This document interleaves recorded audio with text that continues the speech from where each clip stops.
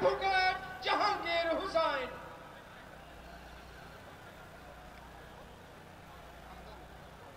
আসসালামু আলাইকুম ওয়া রাহমাতুল্লাহ। আজকের এই ঐতিহাসিক সমাবেশের সম্মানিত সভাপতি, মঞ্চে উপবিষ্ট আন্দোলনরত ৮ দলের সম্মানিত শীর্ষ নেতৃবৃন্দ, উপস্থিত সংগ্রামী ভাই ও বন্ধুগণ, খেলাফত মজলিসের পক্ষ থেকে সবাইকে সংগ্রামী শুভেচ্ছা জানাচ্ছি। গেল ১৭ই অক্টোবর জাতীয় জুলাই সনদ স্বাক্ষরিত হয়েছে। আজকে ১১ই নভেম্বর, প্রায় ১ মাস হয়ে গিয়েছে।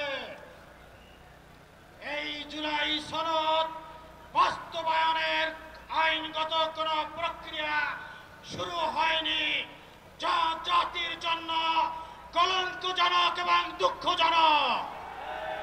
আমরা বলতে চাই, জুলাই সনদকে যদি কেউ সাধারণ বিষয় মনে করে, তাহলে ইতিহাসে তাদেরকে চড়া মূল্য দিতে হবে।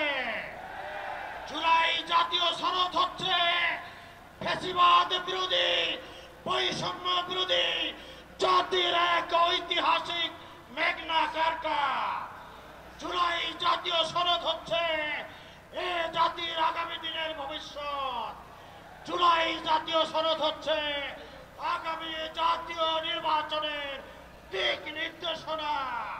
সুতরাং আমরা এই সমাবেশ মনে করি, আগামী জাতীয় নির্বাচনের আগে অবশ্যই জাতীয় জুলাই সনদকে আইনি ভিত্তি দিতে হবে এবং তার ভিত্তিতে জাতীয় নির্বাচনের আয়োজন করতে হবে। যদি তা না হয়, তাহলে জুলাই অভ্যুত্থান যেভাবে রাজপথে হয়েছে, জুলাই জাতীয় সনদ বাস্তবায়নের ফয়সালাও রাজপথে হবে ইনশাআল্লাহ। আমরা আশা করব এই সরকার শুভবুদ্ধির উদয় পরিচয় দিবেন।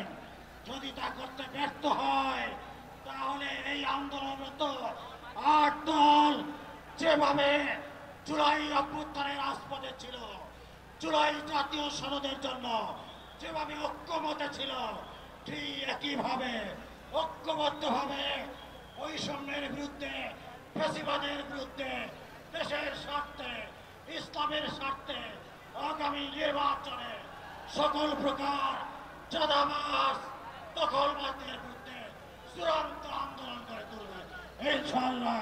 সবাইকে সংগ্রামী অভিনন্দন।